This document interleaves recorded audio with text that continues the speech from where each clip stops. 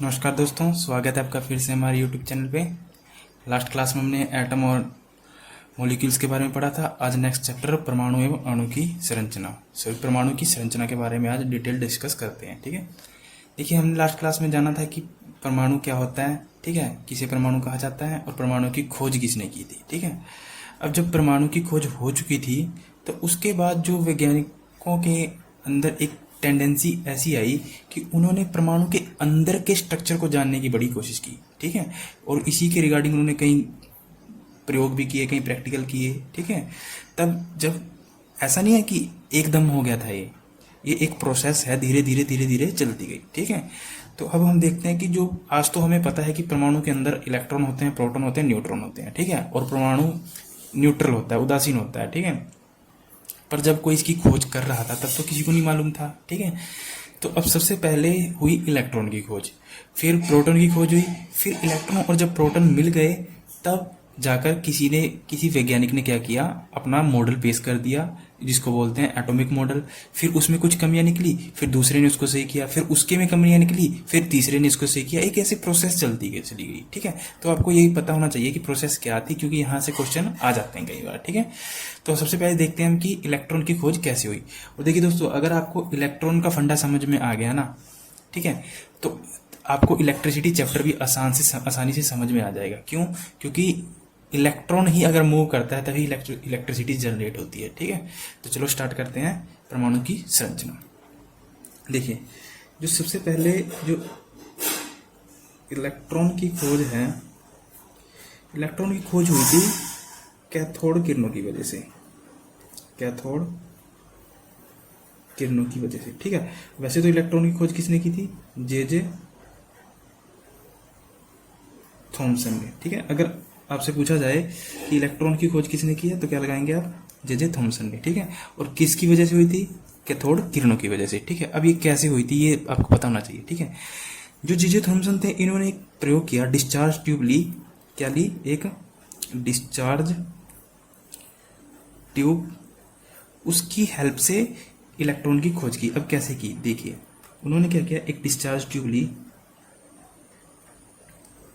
ये एक discharge tube है। ठीक है, और यहाँ पे उन्होंने एक पंप लगा दिया जिसको बोलते हैं वैक्यूम पंप, मतलब निर्वात पंप। ठीक है, क्योंकि इसका क्या काम था कि जो इस डिस्चार्ज ट्यूब में जो गैस थे, गैस के मॉलिक्यूल्स थे, एटम थे, उन सबको सक करके खींचकर बाहर निकालना था, और जो अंदर का एनवायरनमेंट है वो कैसा कर देना था? बिल्कुल ही निर्वात। और निर्वात क्या होता है? जहाँ कोई भी वातावरण ना हो। ठीक है, कोई भी गैस या वातावरण ना हो उसको निर्वात बोलते हैं। ठीक है, अब इस डिस्चार्ज ट्यूब में क्या था, यहाँ पे क्या था, एक कैथोड लगा था और यहाँ पे क्या था, एक एनोड लगा था। ठीक है, तो कैथोड क्या होता है दोस्तों? पता होगा आपको कि बैटरी का जो नेगेटिव टर्मिनल होता है उसको कैथोड बोलते हैं, और जो पॉजिटिव टर्मिनल होता है उसको एनोड बोलते हैं। ठीक है, अब इस कैथोड और एनोड को उन्होंने क्या किया, एक हाई वोल्टेज की बैटरी से, यानी 1000 वोल्ट की बैटरी से क्या कर रखा था? कनेक्ट कर रखा था। ठीक है, 1000 वोल्ट की बैटरी से कनेक्ट कर रखा था। क्योंकि जो ये कैथोड होता है ये क्या होता है? ये मेटल की प्लेट होती है, इलेक्ट्रोड मेटल की प्लेट, यानी इस पे क्या होंगे? इलेक्ट्रॉन होंगे। उस समय तो किसी को पता नहीं था, अब तो हमें पता है कि किसी भी एटम में क्या होते हैं? इलेक्ट्रॉन होते हैं, प्रोटॉन होते हैं, ठीक है, न्यूट्रॉन्स होते हैं, पर उस समय तो किसी को पता नहीं था। एक्चुअली क्या हुआ कि जब इन्होंने इस कैथोड को 1000 की वोल्ट की हाई वोल्टेज बैटरी के साथ कनेक्ट किया तो उन्होंने कुछ देखा। उन्होंने क्या देखा कि कैथोड से, उन्होंने क्या देखा कि कैथोड की तरफ से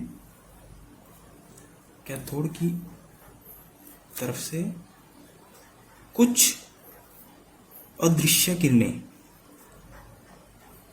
यानी कैथोड की तरफ से कुछ अदृश्य किरणें एनोड की तरफ गई। ठीक है, अब देखिए इनविजिबल रेज, यानी इनविजिबल रेज। ठीक है, तो क्या देखा उन्होंने कि कैथोड की तरफ से कुछ अदृश्य किरणें सीधी जा रही थी, किसकी तरफ? एनोड की तरफ। अब देखिए हमने यहाँ नाम लिया अदृश्य किरणें। अदृश्य का मतलब होता है कि जिसे हम देख नहीं सकते। ठीक है, तो इन्होंने कैसे देखा? तो इन्होंने क्या किया, जो एनोड था उसकी तरफ एक स्क्रीन लगा दी ऐसे, जिसको बोलते हैं फ्लोरोसेंस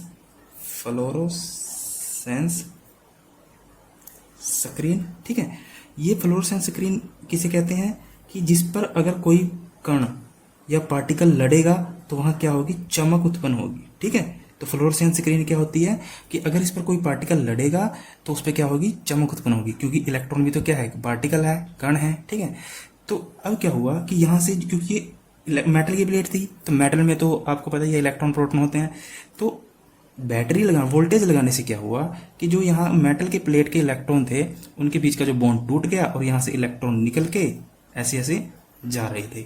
ठीक है, और उन्होंने एक काम क्या किया, जो एनोड थी, एनोड में ना छोटे छोटे होल कर दिए, छिद्र कर दिए छोटे छोटे, जिससे क्या हुआ कि इलेक्ट्रॉन इन होलों से निकलकर इस जो ये फ्लोरोसेंस स्क्रीन है उस पर लड़ रहे थे और चमक उत्पन्न कर रहे थे। तो उन्होंने कहा कि भाई जो कैथोड है, कैथोड की तरफ से कुछ अदृश्य किरणें एनोड की तरफ जा रही हैं। ठीक है, इसी वजह से जो कैथोड है इसको कैथोड किरणें भी कहते हैं। क्यों?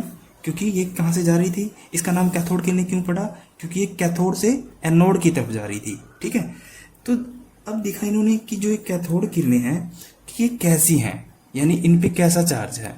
तो उन्होंने देखा कि ये जो कैथोड किरणें हैं इन पर नेगेटिव चार्ज है, यानी कैसा आवेश है, नेगेटिव आवेश, यानी ऋणात्मक चार्ज है। अब ये कैसे पता चला होगा उनको किस पे नेगेटिव चार्ज है, तो उन्होंने क्या किया, जो ये डिस्चार्ज ट्यूब है, ये क्या है, डिस्चार्ज ट्यूब, इस डिस्चार्ज ट्यूब के दोनों तरफ क्या लगा दिया, चुंबक लगा दिया। ठीक है, चुंबक लगाने से क्या हुआ, आपको पता है ना कि जो पॉजिटिव यानी समान सिरे होते हैं ये एक दूसरे को क्या करते हैं, प्रतिकर्षित, यानी एक दूसरे को दूर हटाते हैं, और जो विपरीत सिरे होते हैं वो एक दूसरे को आकर्षित। इतना ज्ञान तो आपके पास पहले भी होगा। ठीक है, तो इन्होंने कहा कि जो ये कैथोड किरण है उनके ऊपर कैसा चार्ज है, नेगेटिव चार्ज। वो कैसे पता चला कि उन्होंने दोनों तरफ क्या लगा दिया, चुंबक लगा दिए। ठीक है, तो जो चुंबक का पॉजिटिव सिरा था उसकी तरफ ये विक्षेपित हो गई, यानी उसकी तरफ मुड़ गई।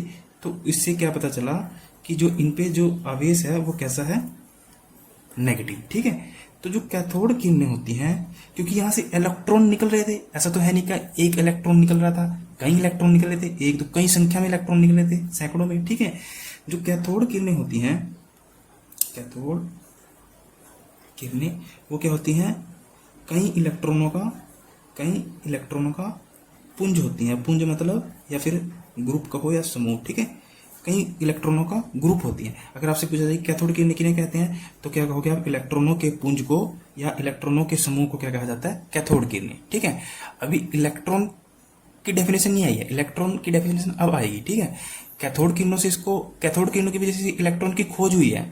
ठीक है, पर कैथोड किरणों को इलेक्ट्रॉन कहा जाता है, ये मत लगा देना। ठीक है, ये गलत हो जाएगा।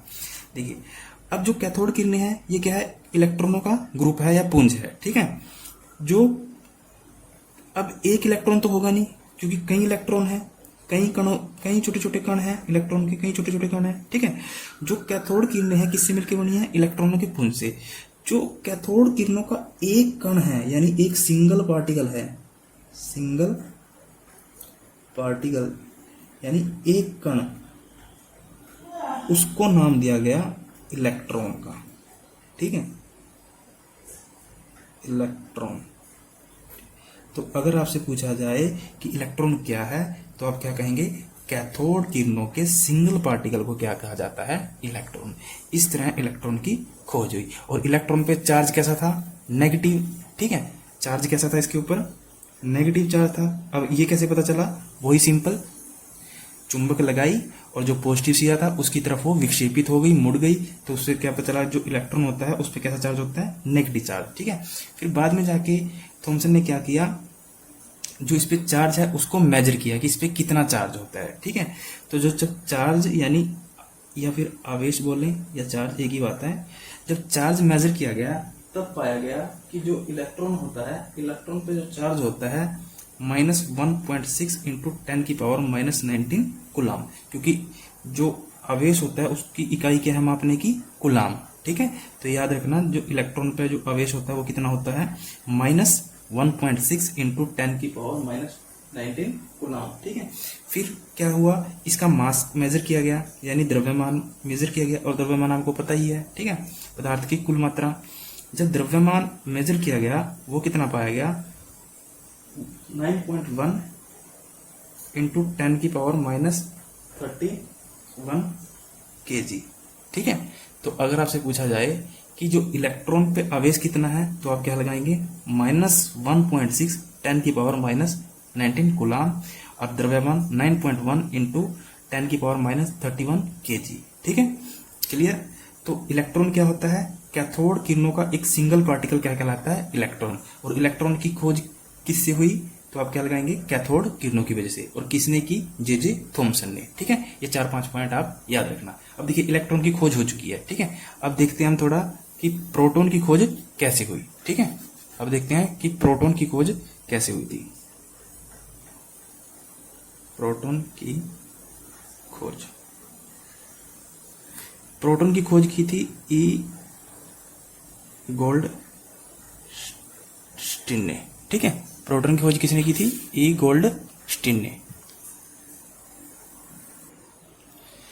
तो प्रोटॉन की खोज किसने की थी, ई गोल्डस्टीन ने। और इलेक्ट्रॉन की जे थॉमसन ने।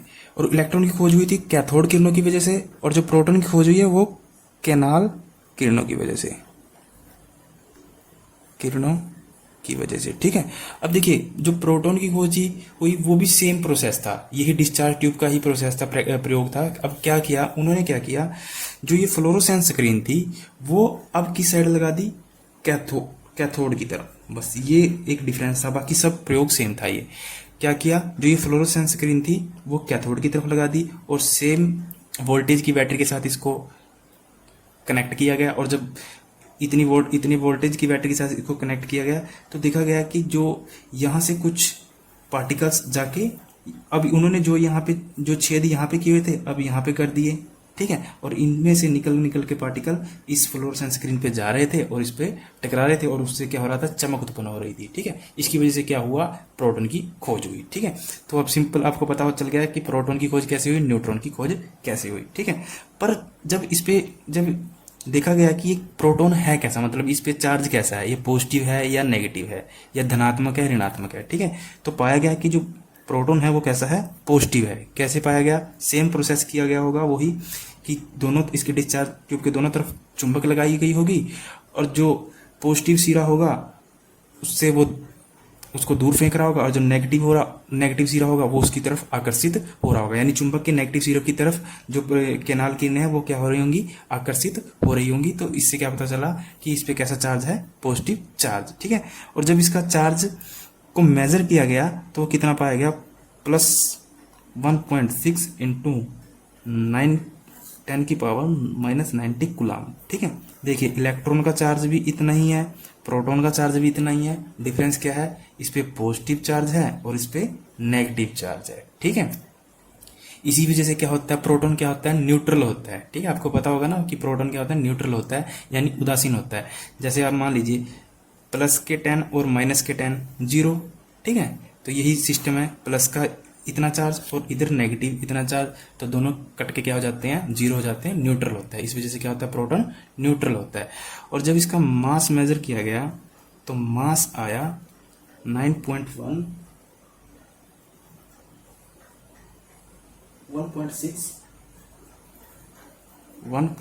इंटू 10 की पावर -20 किलोग्राम।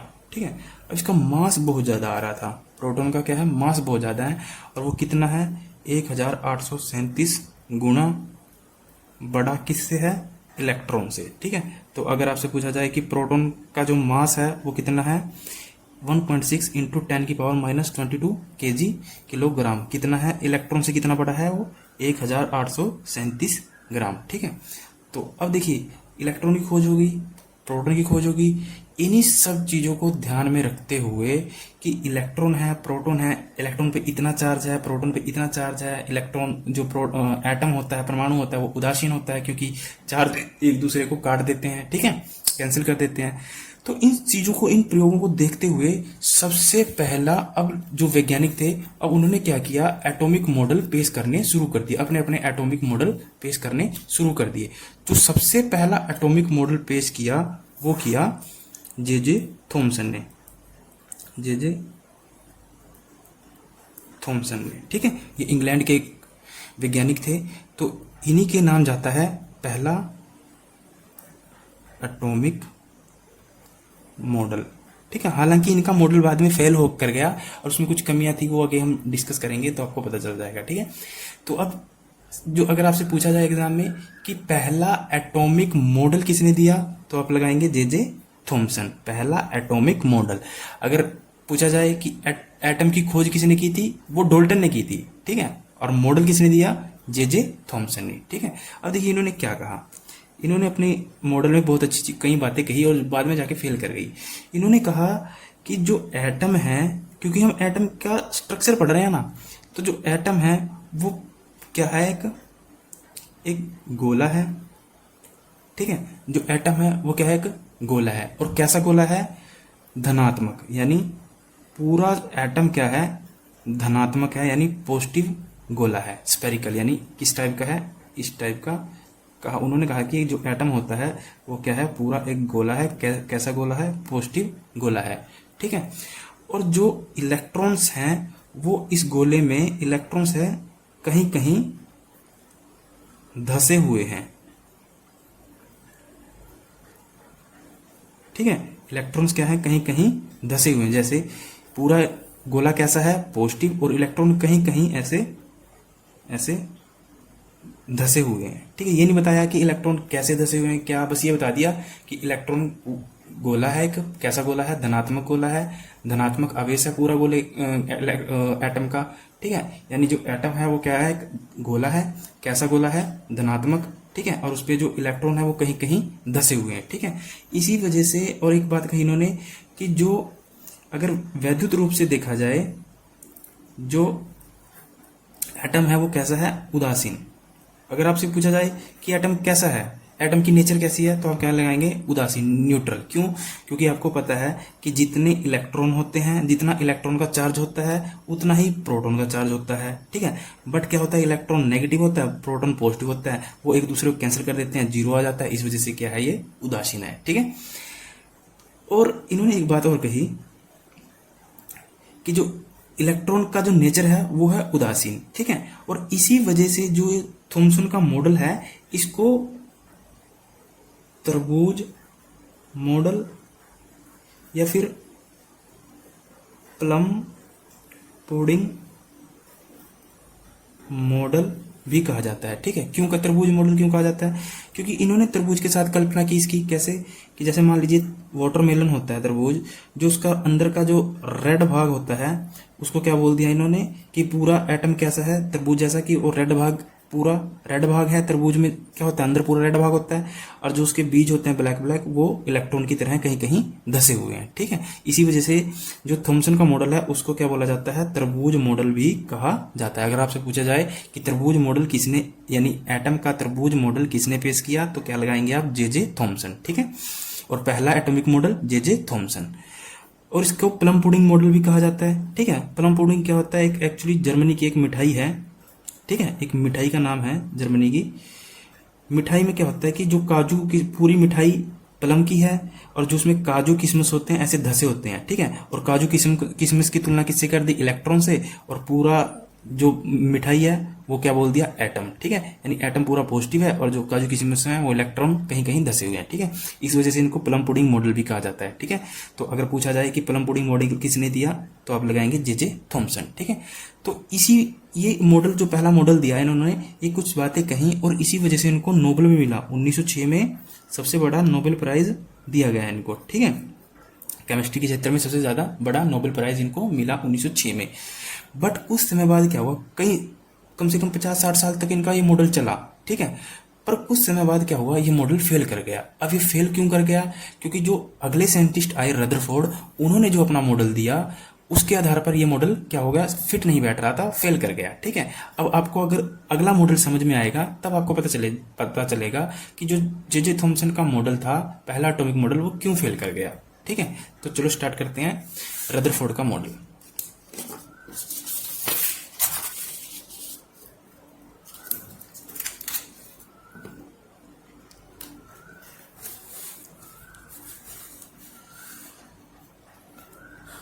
तो अगर आए पहला मॉडल किसने दिया एटॉमिक का, तो आप क्या लगाएंगे, जे थॉमसन। ठीक है। अब देखिए दूसरा मॉडल दिया रदरफोर्ड ने। ठीक है। इनके मॉडल का जो नाम है उसको बोलते हैं अल्फा कण प्रकीर्णन। ठीक है, अल्फा पार्टिकल स्कैटरिंग। ठीक है, इनके जो मॉडल का नाम है वो क्या है, अल्फा पार्टिकल स्कैटरिंग। देखिए ये जो रदरफोर्ड था वो एक बड़े रिच व्यक्ति थे, इनकी अपनी कंपनी थी अल्फा कणों की। ठीक है, यानी गोल्ड की थी और रेडियम की थी इनकी अपनी कंपनी। ये बड़े रिच व्यक्ति थे, तो ये कुछ ना कुछ प्रैक्टिकल करते रहते थे। ठीक है, तो क्या किया इन्होंने, एक मटेरियल लिया, अल्फा कण लिया। ठीक है, अल्फा कण क्या होता है कि ये एक रेडियो एक्टिव पदार्थ होता है, रेडियो एक्टिव पदार्थ। ठीक है, जो अल्फा कण होते हैं वो क्या होते हैं, वो एक रेडियो एक्टिव पदार्थ होते हैं। और रेडियो एक्टिव पदार्थ किन्हें कहते हैं, जो अपने में से अल्फा बीटा गामा किरणें उत्सर्जित करें, उनको क्या बोलते हैं, रेडियो एक्टिव पदार्थ। ठीक है, तो इन्होंने क्या किया, अब क्योंकि जो अल्फा कण होता है इस पे कैसा आवेश होता है, पॉजिटिव। ठीक है, और ये बहुत, एक तो इस पे पॉजिटिव आवेश होता है और एक ये बहुत भारी भी होता है। ठीक है, एक ही बहुत भारी भी होता है। और आपको पता है कि प्रोटॉन क्या था, भारी, किसके अकॉर्डिंग, इलेक्ट्रॉन के। ठीक है, जो अल्फा कण होते हैं उन पे कैसा आवेश होता है, पॉजिटिव, और ये होता है भारी। तो इन्होंने एक इन्हीं चीजों को लेकर एक प्रयोग किया जिसका नाम है अल्फा कण प्रकीर्णन प्रयोग। ठीक है, अब देखिए इन्होंने क्या किया, इन्होंने एक लेड बॉक्स लिया,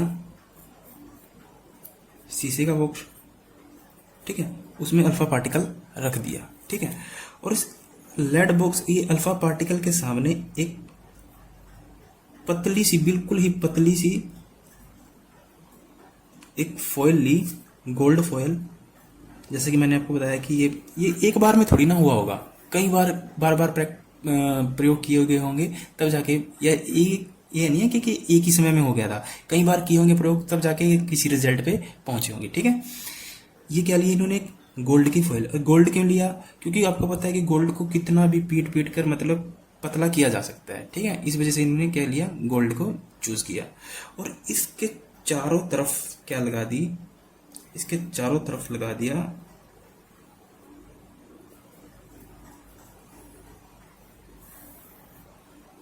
ये क्या लगाया इन्होंने, फ्लोरोसेंस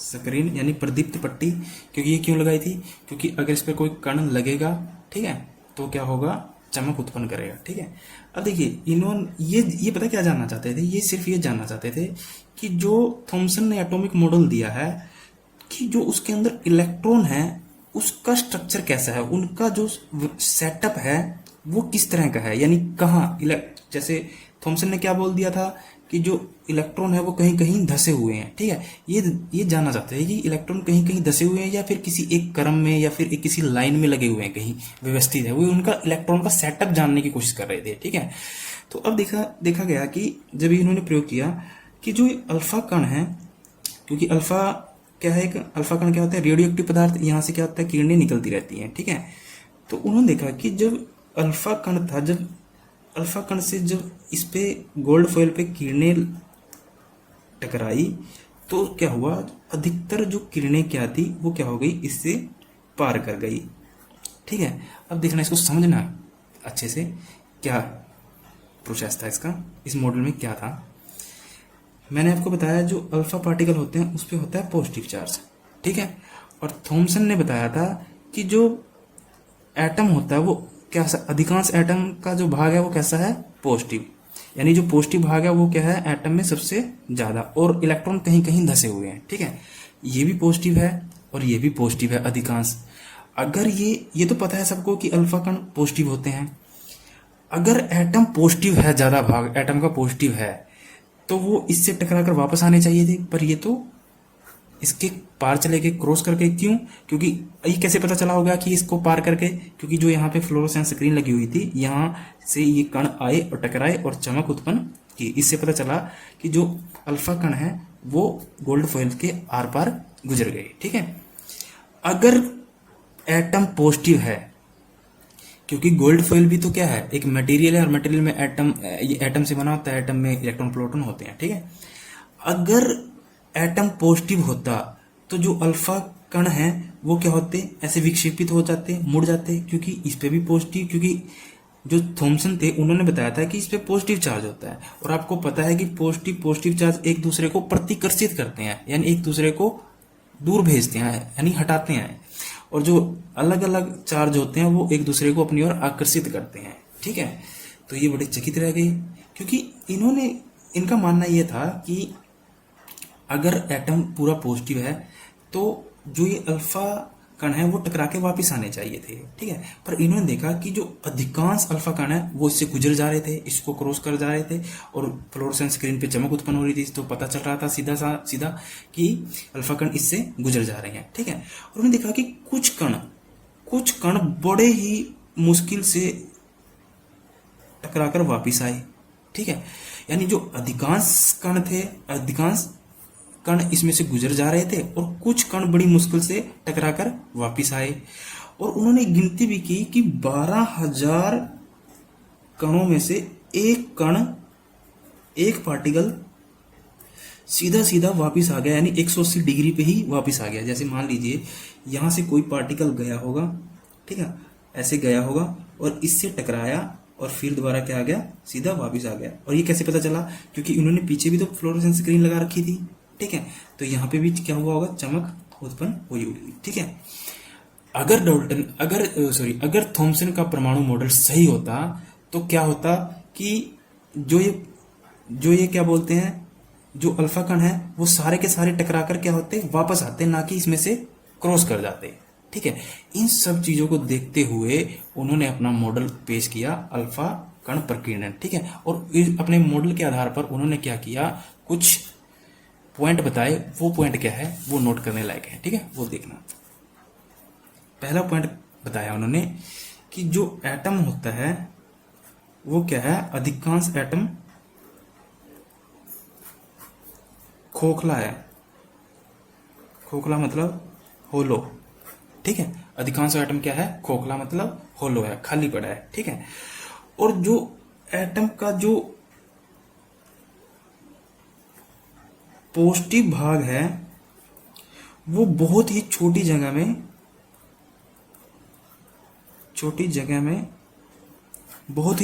में उसके सेंटर में, यानी उसके केंद्र में स्थित है। यानी जो एटम का पॉजिटिव हिस्सा है, उन्होंने इस बात को मना नहीं किया कि एटम में पॉजिटिव हिस्सा होता है, ठीक है। उन्होंने माना कि एटम में पॉजिटिव हिस्सा है, और जो पॉजिटिव हिस्सा है वो एटम के केंद्र में स्थित है, और बहुत ही छोटी जगह में, और वो बहुत भारी भी है, ठीक है, बहुत छोटी जगह में और भारी भी है, ठीक है। और इसी को उन्होंने कहा नाभिक। नाभिक मतलब न्यूक्लियस, ठीक है। और इसी वजह से नाभिक की खोज का श्रेय भी किसको जाता है, रदरफोर्ड को। ये बहुत इंपॉर्टेंट पॉइंट है दोस्तों। अगर आपसे पूछा जाए कि नाभिक की खोज किसने की, तो आप क्या लगाएंगे, रदरफोर्ड, ठीक है। और कैसे की थी, अल्फा कण प्रकीर्णन के प्रयोग के द्वारा, ठीक है।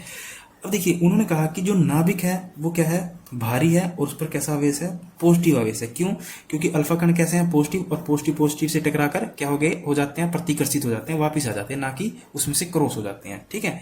उन्होंने कहा कि अधिकांश एटम है खोखला, और जो एटम का जो सबसे पॉजिटिव भाग है, जो भारी भाग है, वो उसके केंद्र में स्थित है, जिसको नाम दिया उन्होंने नाभिक, न्यूक्लियस, ठीक है। और न्यूक्लियस कैसा है, पॉजिटिव, ठीक है। अब देखिए ये तो की इन्होंने नाभिक के बारे में बात, और इन्होंने इलेक्ट्रॉन के बारे में देखिए क्या बात कही कि इलेक्ट्रॉन है जो वो नाभिक के चारों ओर वर्तुलाकार, यानी उसके चारों तरफ चक्कर लगा रहा है, ठीक है, वर्तुलाकार गति कर रहा है। जो इलेक्ट्रॉन है वो नाभिक के चारों ओर वर्तुलाकार रूप से गति कर रहा है। अब देखिए ये चीज दोस्तों, ये चीज सोचने की है कि अल्फा कण प्रकीर्णन के द्वारा कोई व्यक्ति ये कैसे बता सकता है कि इलेक्ट्रॉन नाभिक की ओर चक्कर लगा रहा है, यानी स्थित नहीं है कहीं, यानी सेट वो कहीं पे खड़ा नहीं है, चक्कर लगा रहा है, घूम रहा है। देखिए उन्होंने क्या किया, जैसे मान लीजिए ये एटम है, ये एटम का नाभिक है, ठीक है। और उन्होंने कहा कि जो इलेक्ट्रॉन्स हैं वो क्या हैं, वो नाभिक के चारों ओर चक्कर लगा रहे हैं। ठीक है, ये नाभिक है, न्यूक्लियस इसका, ठीक है, और ये कैसा है, पॉजिटिव, और उसके चारों ओर क्या कर रहे हैं, इलेक्ट्रॉन चक्कर लगा रहे हैं। ठीक है, अब देखिए उन्होंने ये बात किस बेस पे कही होगी। आपको पता है कि जो इलेक्ट्रॉन होता है वो नेगेटिव होता है, और जो नाभिक है, और जो प्रोटॉन होता है वो कहाँ होता है, उसके नाभिक में। ठीक है, आपको पता है प्रोटॉन कहाँ होता है, नाभिक में, और प्रोटॉन पे कैसा चार्ज होता है, पॉजिटिव। अगर ये स्थित है, एक जगह खड़ा है, तो क्या करेगा, जो पॉजिटिव है वो नेगेटिव को क्या कर लेगा, अपनी तरफ खींच लेगा, और पॉजिटिव नेगेटिव को अपनी तरफ खींच लेगा, तो एटम क्या हो जाएगा, कोलैप्स हो जाएगा। यानी क्योंकि हमें पता है कि जो एटम होता है वो क्या होता है, स्थायी होता है। ठीक है, और अगर ये स्थित है, खड़ा हुआ, यहाँ पे खड़ा है, चक्कर नहीं लगा रहा है, तो ये क्या करेगा, एटम इस न्यूक्लियस इसको, इलेक्ट्रॉन को अपनी तरफ खींच लेगा, पॉजिटिव नेगेटिव को अपनी तरफ खींच लेगा, और क्या हो जाएगा, अस्थायी हो जाएगा।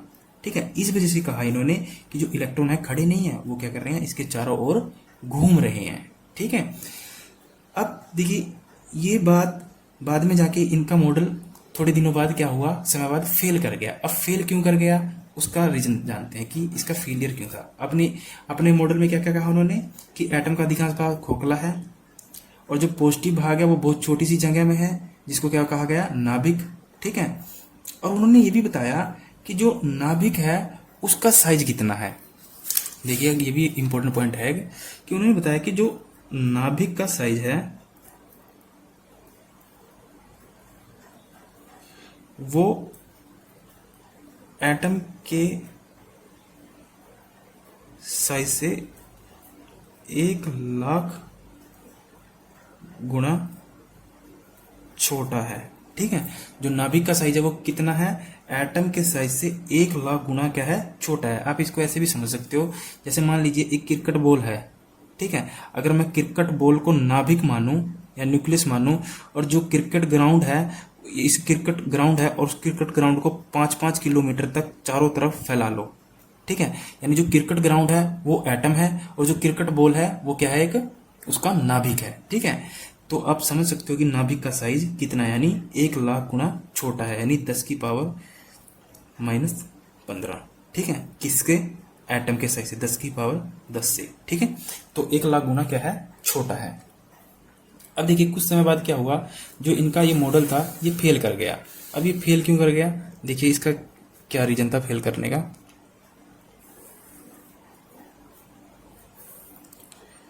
दोस्तों इसके नोट्स जरूर बनाते चलें, ठीक है, साथ के साथ।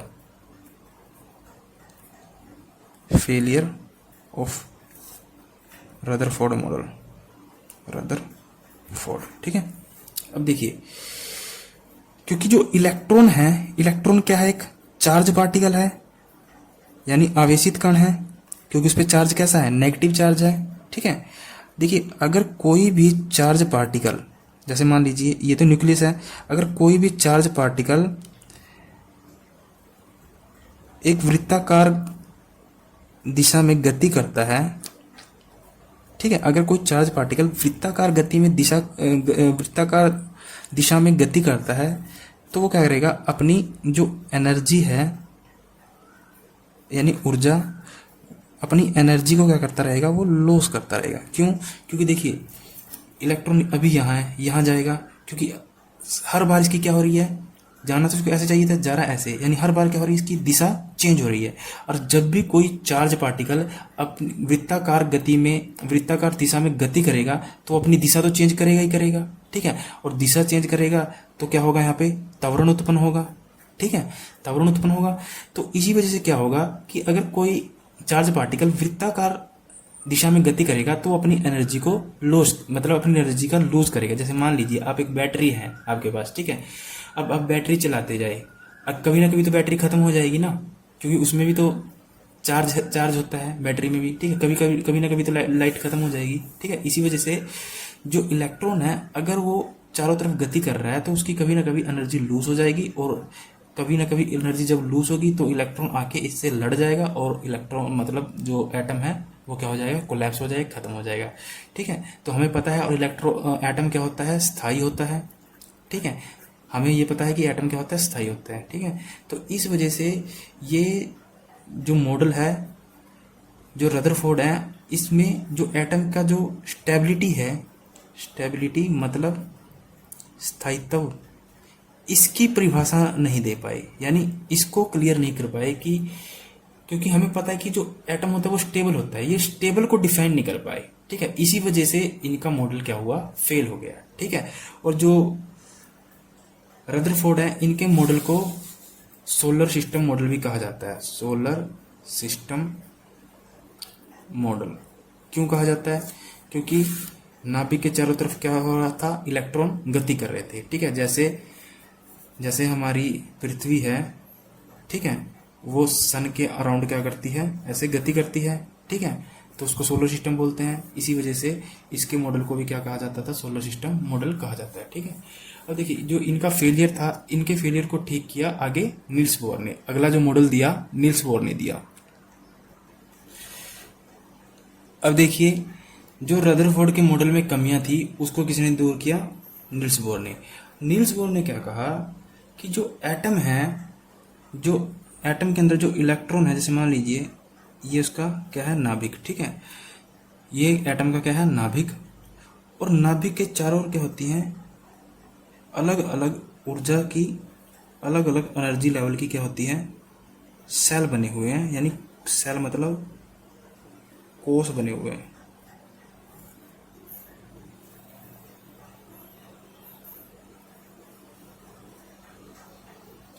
ठीक है। ये इसका क्या है, नाभिक एटम का, और ये क्या है, कोष। इनको इन्होंने नाम भी दिया KLMN, ठीक है। तो इन्होंने कहा कि जो इलेक्ट्रॉन होगा वो ऐसा नहीं है कि अपनी कक्षा को छोड़कर दूसरी कक्षा में चक्कर नहीं लगाएगा। जैसे मान लीजिए अगर किसी इलेक्ट्रॉन की एनर्जी K की है, अगर किसी इलेक्ट्रॉन की एनर्जी K के लेवल की है तो वो इस कोष में चक्कर लगाएगा, ठीक है। अगर किसी की एनर्जी L की है, L के लेवल की है, तो वो इस उसमें चक्कर लगाएगा। अगर किसी की एनर्जी M की है तो वो इसमें लगाएगा, और किसी की N की है तो वो इसमें लगाएगा, ठीक है। यानी इनके कहने का मतलब ये था कि जो नाभिक के चारों ओर क्या है, कई कोष बने हुए हैं, और जिस कोष की, यानी जिस सेल की एनर्जी जितनी है उसी के हिसाब से इलेक्ट्रॉन क्या करेगा, गति करेगा, ठीक है। और जब इलेक्ट्रॉन चक्कर लगाएगा तो वो अपनी एनर्जी को लूज नहीं करेगा। क्यों नहीं करेगा, जैसे मान लीजिए इसकी, अगर इस सेल की जो ये वाला कोष है इसकी एनर्जी कुछ और है, ठीक है, तो वो इसी में चक्कर लगाएगा, वो इसमें नहीं जाएगा। इसकी एनर्जी है तो वो इसमें नहीं आएगा, ना इसमें आएगा, वो इसी में लगाएगा चक्कर। यानी जिस भी इलेक्ट्रॉन की जो एनर्जी है वो उसी कक्षा में चक्कर लगाएगा, ये नील्स बोर ने कहा, ठीक है। और उन्होंने कक्षाओं को नाम भी दिया KLMN, ठीक है। K को फर्स्ट कक्षा, L को सेकंड, M को थर्ड और N को फोर्थ, ठीक है। और उन्होंने बताया कि जो K कक्षा है उसमें 2 इलेक्ट्रॉन होंगे, ये पता होना चाहिए, जरूरी एग्जाम में आता है, ठीक है। कई बार पूछ लेगा कि K कक्षा में कितने इलेक्ट्रॉन होंगे, ठीक है, तो आप क्या लगाएंगे, K कक्षा में दो इलेक्ट्रॉन होंगे, ठीक है। और L कक्षा में 8, L कक्षा में 8 और M कक्षा में 18 और N कक्षा में 32, ठीक है। ये आप याद रखना स्पेशल, ठीक है। तो कितने होंगे, K में 2 होंगे, L में 8 होंगे और M में 18 होंगे, N में 32 होंगे, ठीक है। तो ये भी पूछ सकता है कि पहली कक्षा, दूसरी, तीसरी, चौथी, आपको याद होना चाहिए कि K को पहली कक्षा, L को दूसरी, M को तीसरी, N को चौथी, ठीक है। और ये कैसे निकलता है, इसका एक फॉर्मूला है, याद रखना, सॉफ्टिक 2n², ठीक है। देखिए अगर वो पूछेगा कि दूसरी कक्षा में इलेक्ट्रॉनों की संख्या बताएं, ठीक है, तो आप क्या करेंगे, 2 इंटू दूसरी में पूछा है तो 2 इंटू 2 का स्क्वायर, ठीक है। तो 2 इंटू 2 दूनी 4, 4 दूनी 8, तो आगे 8। अगर वो पूछेगा तीसरी कक्षा में बताएं तो 2, यहाँ n कितना लेना है, 3 का स्क्वायर, ठीक है। 2 इंटू 9 इंटू 18 यानी 18, ठीक है। अगर वो पूछेगा चौथी कक्षा में बताएं भाई, तो क्या करेंगे, 2n², वही फॉर्मूला लगाएंगे, 2 इंटू यहाँ n क्या लेना है, 4 का स्क्वायर यानी 32, ठीक है। ऐसे इलेक्ट्रॉन निकाल सकते हैं, ठीक है। तो ये था नील्स बोर का मॉडल। नील्स बोर ने सिंपल सा क्या बताया कि जिस एनर्जी लेवल का जो कोष होगा वो इलेक्ट्रॉन उसी में चक्कर लगाएगा, और जब वो उसमें चक्कर लगाएगा तो वो अपने क्या करेगा, अपनी एनर्जी को लूज नहीं करेगा, वो चलता चलेगा, मतलब घूमता चला जाएगा, चक्कर लगाता रहेगा, ठीक है, और एनर्जी को लूज नहीं करेगा। इस तरह उन्होंने क्या किया, जो एटम की स्टेबिलिटी थी यानी स्थायित्व था, स्थायित्व के गुण को परिभाषित किया, ठीक है। अब देखिए इन्होंने एक चीज और बताई कि कोई भी जो मतलब इलेक्ट्रॉन होता है, यानी जो नाभिक होता है, नाभिक के चारों ओर मैक्सिमम 8 इलेक्ट्रॉन ही भरे जा सकते हैं, ठीक है। किसने बताया? बोर ने। तो बोर ने कहा कि जो नाभिक के चारों ओर है वो मैक्सिमम 8 इलेक्ट्रॉन भर सकते हैं, ठीक है। और ये था नील्स बोर का मॉडल, ये था नील्स बोर का एटॉमिक मॉडल, ठीक है। अब देखिए एक न्यूट्रॉन के बारे में लिख लें। न्यूट्रॉन की खोज 1932 में जेम्स चैडविक, ठीक है, जेम्स चैडविक नाम के एक वैज्ञानिक ने की थी, ठीक है। और जब न्यूट्रॉन खोजा गया तो इस पे क्या था, ना तो पॉजिटिव आवेश था और ना ही नेगेटिव आवेश, कोई भी चार्ज नहीं था, ठीक है, कोई आवेश नहीं था। इसी वजह से इसका नाम क्या पड़ा, न्यूट्रॉन, ठीक है। और जो इसका मास था वो किसके बराबर था, प्रोटॉन के, ठीक है, जो इसका मास था प्रोटॉन के बराबर था, ठीक है। तो और जितना प्रोटॉन का मास होता है उतना ही न्यूट्रॉन का मास होता है। अब इनकी स्थिति क्या थी कि जो प्रोटॉन है और न्यूट्रॉन है वो कहाँ रहते हैं, एटम के नाभिक में, और जो इलेक्ट्रॉन है वो क्या होते हैं, कक्षाओं में अपनी अपनी एनर्जी सेल की, अपनी अपनी ऊर्जा स्तर की कक्षाओं में क्या लगाते हैं, चक्कर लगाते हैं, ठीक है। और प्रोटॉन पे कैसा चार्ज है, पॉजिटिव, न्यूट्रॉन पे कोई चार्ज नहीं होता, पर द्रव्यमान किसके बराबर होता है उसका, प्रोटॉन के बराबर, ठीक है। अब प्रोटॉन की खोज भी हो चुकी थी, न्यूट्रॉन की भी हो चुकी थी, इलेक्ट्रॉन की भी हो चुकी थी, ठीक है। तो अब हमें पता है कि जो एटम होता है, एटम के अंदर प्रोटॉन भी है, न्यूट्रॉन भी है और इलेक्ट्रॉन भी है, ठीक है। तो अब दोस्तों आपकी एक, अब आपने क्या करना है कि कुछ आपके एनसीईआरटी में दिए हुए हैं किताब में, तो उसमें कुछ जो तत्व दिए हैं उनके प्रोटॉनों की संख्या याद करनी है, इलेक्ट्रॉनों की, और इलेक्ट्रॉनिक विन्यास याद करने हैं, ठीक है। अब देखिए इलेक्ट्रॉनिक विन्यास कैसे करते हैं वो हम सीखेंगे अभी कि इलेक्ट्रॉनिक विन्यास कैसे करते हैं। इसमें अगला पॉइंट है वैलेंसी का, यानी संयोजकता क्या होती है, ठीक है। अब आपने पढ़ा भी होगा कि संयोजकता क्या होती है, आज मैं आपको समझाता हूँ उसको अच्छे से कि संयोजकता किसे कहते हैं। देखिए अब आपको ये पता चल गया कि कोई भी द्रव्य है वो एटम से मिलकर बना होता है, ठीक है। और एटम के अंदर इलेक्ट्रॉन होते हैं, प्रोटॉन होते हैं और न्यूट्रॉन होते हैं। अगर एटम की मैं नेचर की बात करूं तो वो कैसा होता है, उदासीन होता है, ठीक है।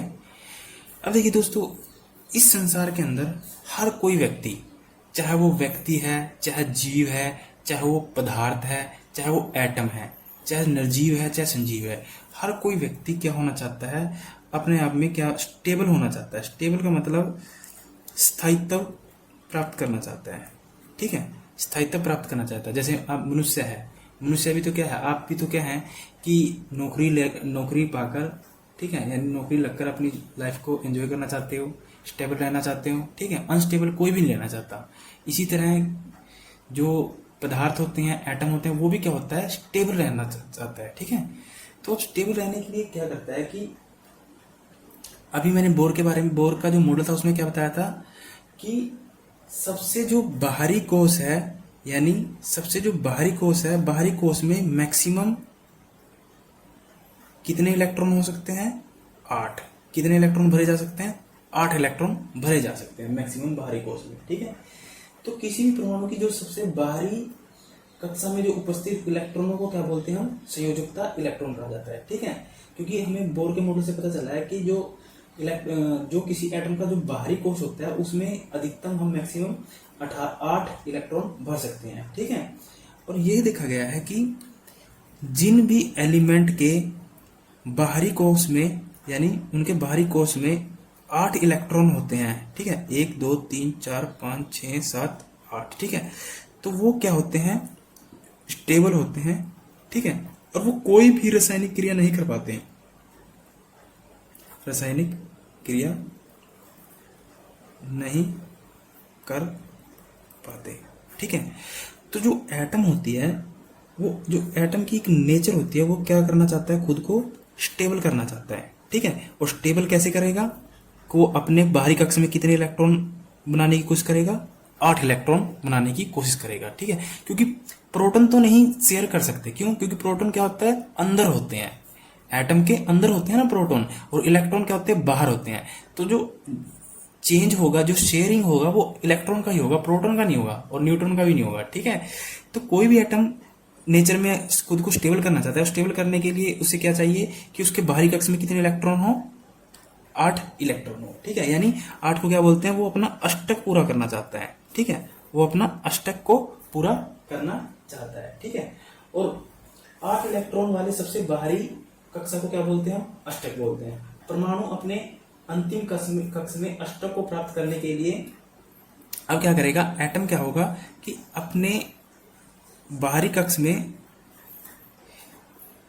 अष्टक प्राप्त करने के लिए, अष्टक को प्राप्त करने के लिए क्या करेगा, इलेक्ट्रॉनों की क्या करेगा, साझेदारी करेगा, यानी लेन देन करेगा। इलेक्ट्रॉन या तो वो लेगा या फिर देगा, यानी दान करेगा, ठीक है। अब वो इलेक्ट्रॉन कैसे लेगा, कैसे दान करेगा, वो आपको इलेक्ट्रॉन विन्यास समझ में आएगा, तब समझ में आएगा, ठीक है।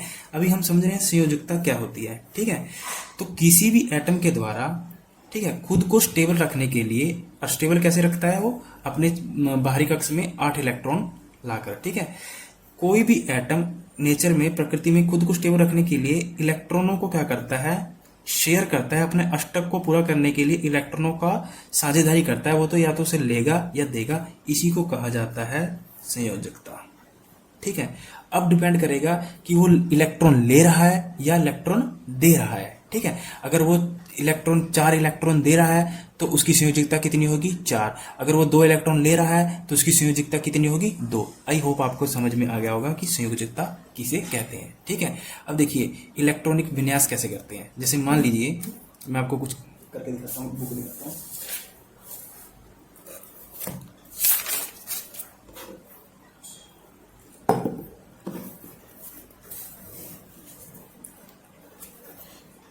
ठीक है, अब देखिए ये है तत्व के नाम, ये है प्रतीक, ये है परमाणु संख्या उनकी, ये प्रोटॉनों की संख्या, ये न्यूट्रॉनों की संख्या, ये इलेक्ट्रॉन, ठीक है। और ये इलेक्ट्रॉनों का विन्यास, और वो कक्षाएं K-L-M-N, ठीक है।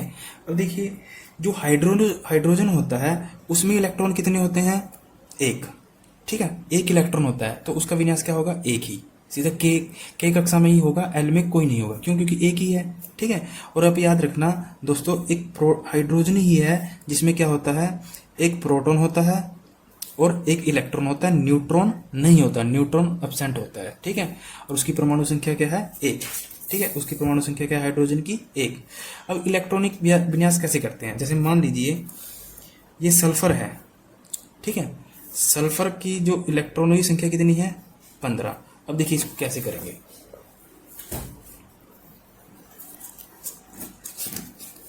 याद रखना दोस्तों, जितने इलेक्ट्रॉन होते हैं उतने प्रोटॉन होते हैं, बस क्या होता है, चार्ज का फर्क पड़ता है, ठीक है। इसी वजह से जैसे मान लीजिए सल्फर है, सल्फर के पास इलेक्ट्रॉन कितने हैं, 15, तो प्रोटॉन भी कितने होंगे, 15, ठीक है। बस चार्ज का फर्क है, इस पे नेगेटिव होगा, इस पे पॉजिटिव होगा, ठीक है।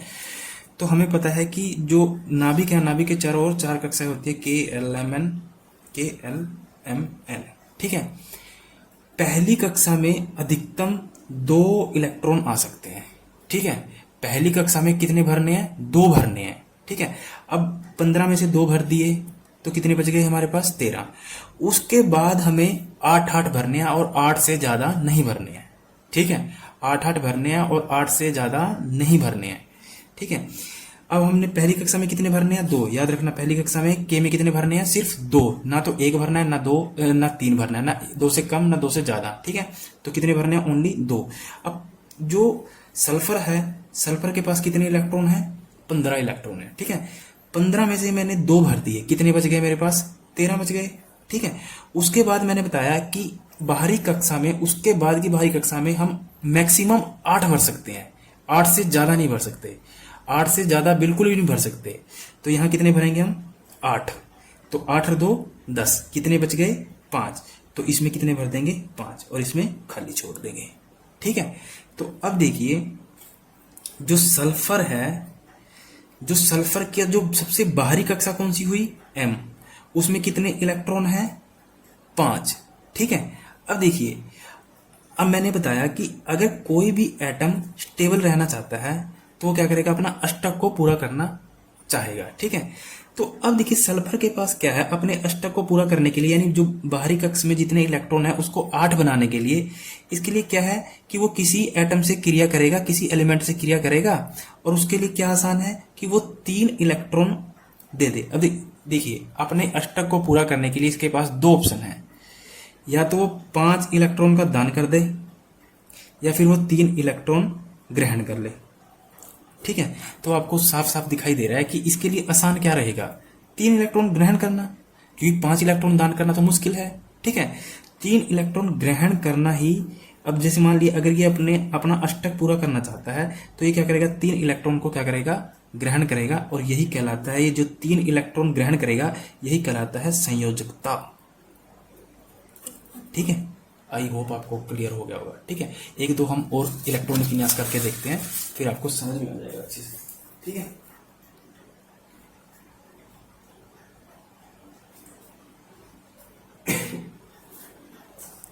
हम लेते हैं क्लोरीन को। क्लोरीन में इलेक्ट्रॉनिक संख्या होती है 17। ठीक है। अब देखिए इसका इलेक्ट्रॉनिक विन्यास कैसे करेंगे, KLMN। ठीक है। तो K में कितने भर सकते हैं हम, 2। उसके बाद हम भर सकते हैं मैक्सिमम 8। ठीक है। तो 17 में से 2 भर दिए, कितने बच गए, 15। तो 8 यहां भर दिए हमने। ठीक है। तो कितने हो गए, 8 और 2 10, कितने बच गए, 7। तो यहां कितने भरेंगे हम, 7। ठीक है। तो इसका इलेक्ट्रॉनिक, क्लोरीन का इलेक्ट्रॉनिक विन्यास क्या होगा, 2 8 7। ठीक है। अब देखिए क्लोरीन का जो बाह्यतम कोश है उसमें कितने इलेक्ट्रॉन है, 7। अगर इसको अपना अष्टक पूरा करना है तो ये क्या करेगा, या तो 7 का दान कर दे, या फिर 1 क्या कर ले, ग्रहण कर ले, क्योंकि 7 में अगर 1 ग्रहण कर लेगा तो 8 हो जाएंगे। तो इसके लिए आसान क्या रहेगा, 1 को ग्रहण करना। ठीक है। 1 को ग्रहण करना। तो जो इसकी संयोजकता होगी, क्लोरीन की संयोजकता क्या होगी, 1। ठीक है। अब समझ में आ गया संयोजकता क्या होती है। जैसे मान लीजिए आर्गन लीजिए। ठीक है। आर्गन लेते हैं गैस, जो इसके इलेक्ट्रॉन होते हैं वो होते हैं 18। इसमें इलेक्ट्रॉन की संख्या कितनी होती है, 18। तो इसका इलेक्ट्रॉनिक विन्यास क्या होगा, KLMN। ठीक है। तो K में कितने भर सकते हैं, 2। 18 में से 2 भर लिए तो कितने बचे, 16 बच गए। तो यहाँ कितने भर सकते हैं, मैक्सिमम 8। अब 8 और 2 10, 18 में से 10 यूज कर लिए, कितने बचे, 8। तो यहाँ कितने भर सकते हैं हम, 8। तो इसका इलेक्ट्रॉनिक विन्यास क्या हुआ, 2 8 8, यानी 8 और 2 10 और 8 18। तो ये क्या है, इसका इलेक्ट्रॉनिक विन्यास। अब देखिए इसके बाह्यतम कोश में कितने इलेक्ट्रॉन है, 8। यानी इसने जो आर्गन है उसने क्या कर रखा है, अपना बाह्यतम कोश यानी अपना अष्टक पूरा कर रखा है। पूरा गेम अष्टक का है। ठीक है। उन्होंने क्या कर रखा है, अपना अष्टक पूरा कर रखा है। तो क्या अब ये इलेक्ट्रॉन का दान करेगा, नहीं। इसी वजह से जो आर्गन होता है वो अक्रिय गैस होती है। अब आपको समझ में आ गया होगा कि अक्रिय गैस क्यों बोलते हैं आर्गन को। क्यों, क्योंकि जो उसका बाह्यतम कोश होता है उसमें अष्टक पूरा होता है, ये कोई भी क्रिया नहीं करती। जो आर्गन होता है वो कोई भी क्रिया नहीं करती, आर्गन गैस कोई भी क्रिया नहीं करती। क्यों, क्योंकि उसका अष्टक क्या है, पूरा होता है। इसी को बोलते हैं इलेक्ट्रॉन संयोजकता और इलेक्ट्रॉनिक विन्यास कैसे करते हैं। बस याद रखना कि पहले कोश में 2, अगले में 8 8 भर सकते हैं। ठीक है। अब डिपेंड करेगा कि लास्ट कक्ष, जो लास्ट बाहरी कक्षा है, लास्ट कक्षा है, उसका अष्टक पूरा करने के लिए वो कितने इलेक्ट्रॉन ले सकता है या दान दे सकता है। वो आप खुद समझ जाओगे कि उसके लिए क्या आसान है। अगर वो 2 ले रहा है या दे रहा है तो उसकी क्या कहलाएगी, संयोजकता। और इसकी संयोजकता कितनी होगी, 0। इसकी संयोजकता 0 होगी। क्यों, क्योंकि ये क्या है, इसने पहले ही अपना अष्टक पूरा कर रखा है। ठीक है। आई होप आपको समझ में आ गया होगा। ठीक है। अब इसमें जो नेक्स्ट टॉपिक है वो है एटॉमिक नंबर, यानी परमाणु क्रमांक और द्रव्यमान संख्या। ठीक है। देखिए परमाणु क्रमांक क्या होता है, किसी परमाणु के नाभिक में उपस्थित प्रोटॉनों की संख्या को परमाणु क्रमांक कहते हैं। ठीक है। तो परमाणु क्रमांक क्या होता है, किसी परमाणु के नाभिक में उपस्थित प्रोटॉनों की संख्या को क्या कहते हैं, यानी प्रोटॉनों की संख्या को क्या कहते हैं, नंबर ऑफ प्रोटॉन्स क्या कहलाते हैं, एटॉमिक नंबर या परमाणु संख्या या परमाणु क्रमांक, चाहे क्रमांक बोले चाहे संख्या बोले, ठीक है।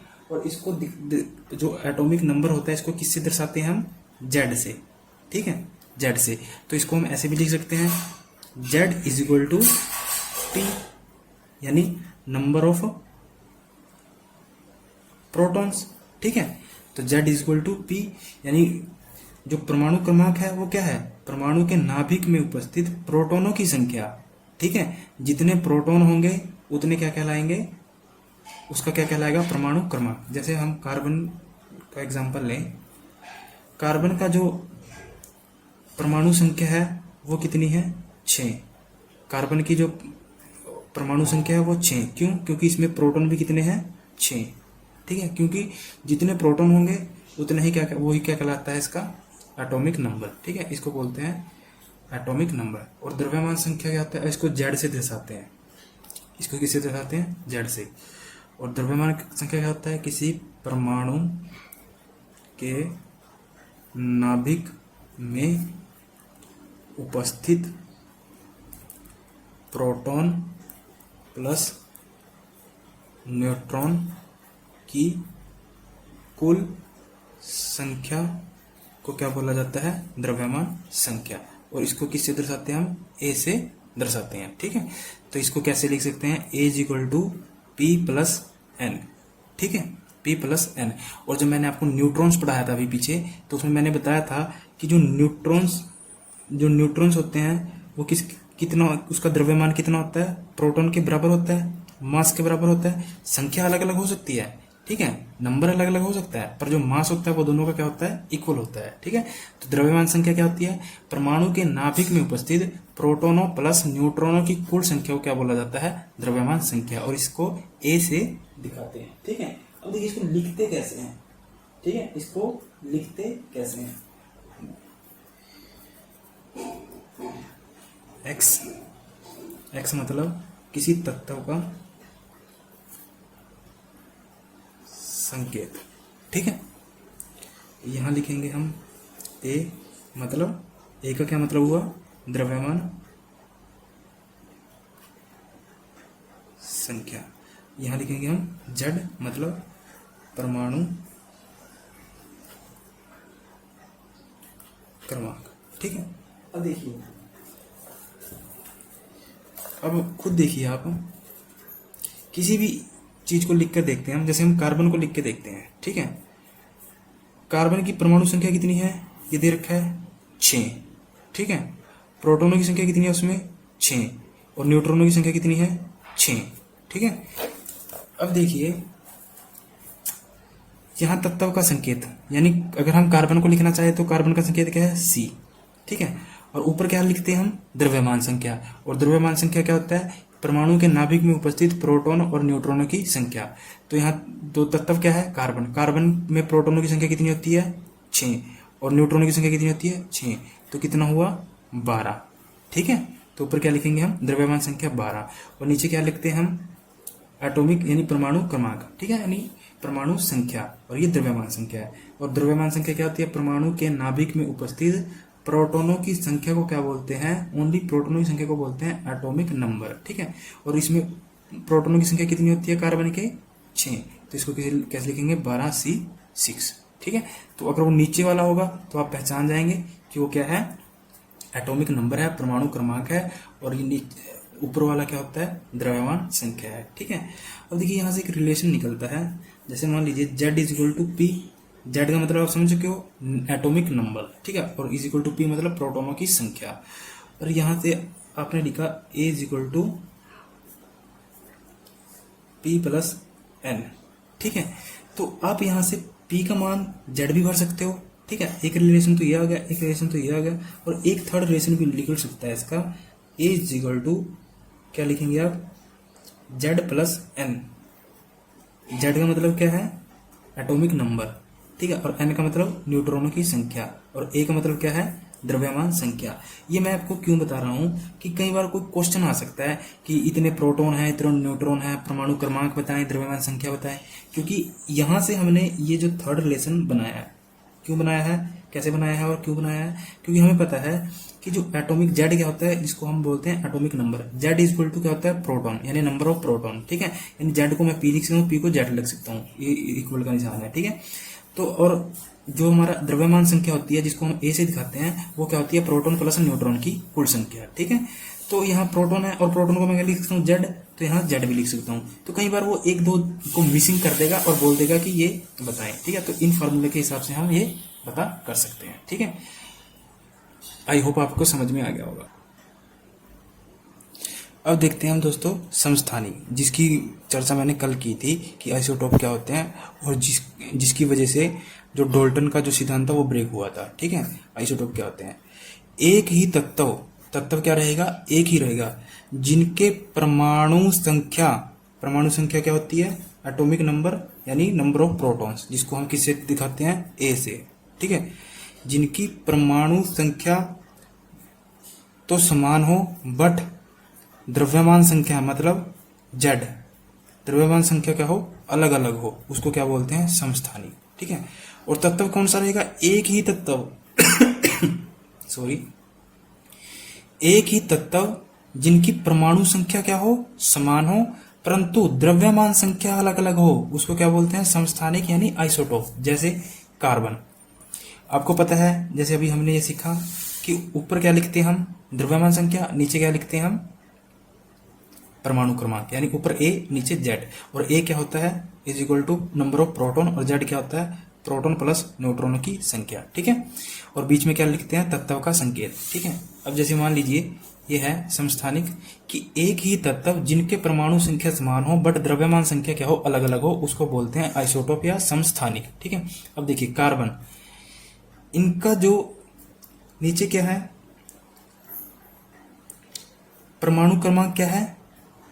परमाणु संख्या समान है, 12C6, 13C6, 14C6, यानी परमाणु संख्या क्या है? समान है। और तत्व भी क्या है? एक ही कार्बन है, पर द्रव्यमान संख्या क्या है? अलग अलग है। द्रव्यमान संख्या क्या है? अलग अलग है। ठीक है, तो इसको क्या बोलते हैं हम? समस्थानिक। जैसे हाइड्रोजन है, हाइड्रोजन के ही 3 समस्थानिक हैं। अगर आपसे पूछी जाए कार्बन के कितने समस्थानिक हैं, तो क्या लगाएंगे आप? 3। और हाइड्रोजन कितने हैं? 3। ठीक है, कौन कौन से हैं? 1H1, ठीक है, 2H1, 3H1, यानी जो इसका परमाणु संख्या है, परमाणु क्रमांक है, यानी ए है, वो क्या है? सॉरी, जेड है जेड है, वो क्या है? समान आ रहा है, एक एक एक। और जो तत्व है वो भी एक ही तत्व है, हाइड्रोजन हाइड्रोजन हाइड्रोजन, बट द्रव्यमान संख्या अलग अलग आ रही है, 1 2 3। ठीक है, तो जो 1H1 है जो 1H1 है उसको बोलते हैं प्रोटियम। ठीक है, और जो 2H1 है उसको बोलते हैं ड्यूटेरियम। ये बहुत ज्यादा इंपॉर्टेंट है दोस्तों, ये याद कर लेना। ठीक है, ये पूछ सकता है। और जो 3H1 है उसको बोलते हैं ट्राइटीरियम। ठीक है, ट्राइटीरियम। 1H1 को प्रोटियम और 2H1 को ड्यूटेरियम और 3H1 को ट्राइटियम। ठीक है, ऐसे ही क्लोरीन है 35C17 और 37C17। देखो इनका परमाणु क्रमांक क्या है? समान है, और द्रव्यमान संख्या क्या है? भिन्न भिन्न है। इसी को बोलते हैं आइसोटोप। ठीक है, अब देखिए इनका यूज कहाँ होता है। सबसे इंपॉर्टेंट है कि हम जो आइसोटोप होते हैं उनका यूज कहाँ कहाँ करते हैं। ठीक है, पहला है जो ये 13C6 है, जो कार्बन का जो ये आइसोटोप है 13C6, इसका यूज कहाँ करते हैं हम? जीवाश्म की आयु पता करने में, जिसको बोलते हैं हम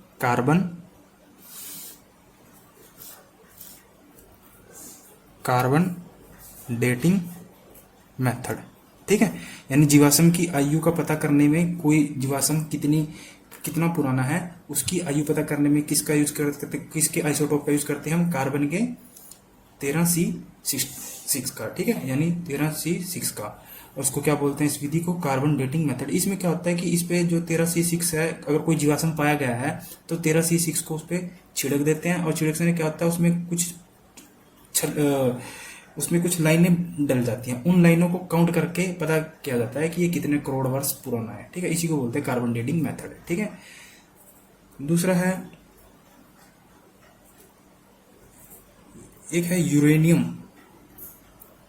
यूरेनियम का जो आइसोटोप्स होता है, यानी समस्थानिक होता है आइसोटोप्स, उसका यूज करते हम परमाणु भट्टी में, ठीक है। यानी परमाणु भट्टी में किसका यूज किया जाता है? यूरेनियम। क्यों? क्योंकि विस्फोट होता है बहुत ज्यादा, ठीक है। परमाणु भट्टी में किसका यूज किया जाता है? यूरेनियम के समस्थानिक का, ठीक है। नंबर 3 कोबाल्ट CO60, ठीक है, इसको बोलते हैं कोबाल्ट। CO60 मतलब एक कोबाल्ट का आइसोटोप है, समस्थानिक है, उसका यूज किया जाता है कैंसर के उपचार में, ठीक है। यानी कैंसर के उपचार में किसका यूज किया जाता है? तो आप क्या लगाएंगे? कोबाल्ट के समस्थानिक का। क्या नाम है? CO60, ठीक है। एक है आयोडीन, ठीक है। जो आयोडीन का जो समस्थानिक है उसका यूज किया जाता है घेंगा उपचार में। और घेंगा पता ही आपको कहाँ होता है? गले में, ठीक है। घेंगे के उपचार में किसका यूज किया जाता है? आयोडीन के किसके? समस्थानिक का, आइसोटोप का, ठीक है। एक बार और रिवाइज कर लेते हैं। 13C6 यानी कार्बन डेटिंग मेथड, इसका यूज जीवाश्म की आयु पता करने में। यूरेनियम का यूज परमाणु भट्टी में। यूरेनियम का मतलब उसके आइसोटोप का यूज, याद रखना, उसके आइसोटोप यानी समस्थानिक का यूज। और कोबाल्ट के आइसोटोप का यूज कैंसर के उपचार में। और आयोडीन का घेंगे के उपचार में। और समस्थानिक क्या होता है? एक ही तत्व तो एक ही है ना, हाइड्रोजन हाइड्रोजन कार्बन कार्बन, जिनकी परमाणु संख्या समान है, ठीक है। और द्रव्यमान संख्या क्या है? द्रव्यमान संख्या अलग अलग आ रही है, 12, 13, 14, ठीक है। उसको क्या बोलते हैं? समस्थानिक। और इसी की वजह से डाल्टन का मॉडल फेल हुआ, डाल्टन का जो एटम का मॉडल था, सिद्धांत था, वो फेल कर गया था, ठीक है। उसके बाद है संभारिक, आइसोबार किसे कहते हैं? एक ही तत्व, बस ये इसका समस्थानिक का उल्टा है। जिनकी द्रव्यमान संख्या क्या है? समान। जिनकी द्रव्यमान संख्या समान हो बट परमाणु संख्या क्या हो? अलग अलग हो, उसको बोलते हैं संभारिक, यानी आइसोबार्स। द्रव्यमान संख्या क्या होती है? जिसको हम किससे दिखाते हैं? ए से। और ये तत्व का नाम, और यहाँ परमाणु क्रमांक, ठीक है। यानी जो द्रव्यमान संख्या है वो तो समान रहेगी, और ये क्या रहेगा? भिन्न भिन्न मतलब अलग अलग रहेगा, ठीक है। जिस भी तत्व की द्रव्यमान संख्या समान हो, ठीक है, और परमाणु क्रमांक या परमाणु संख्या अलग अलग हो, उसको बोलते हैं संभारिक, ठीक है। ठीक है दोस्तों, यहाँ पे आपका चैप्टर कंप्लीट हो गया है। अगर आपको कुछ ना समझ में आए तो आप कमेंट सेक्शन में डाल देना, ठीक है, मैं आपको बता दूंगा। अगर दोस्तों इसके साथ साथ, देखने के साथ साथ आप इसके नोट्स जरूर प्रिपेयर करते चलिए, ठीक है, क्योंकि नोट्स आपके बहुत काम आएंगे। और इसका साथ के साथ मैं इसका प्रैक्टिस सेट भी डाल दूंगा। अगर वीडियो अच्छा लगा तो शेयर जरूर करना। Thank you so much.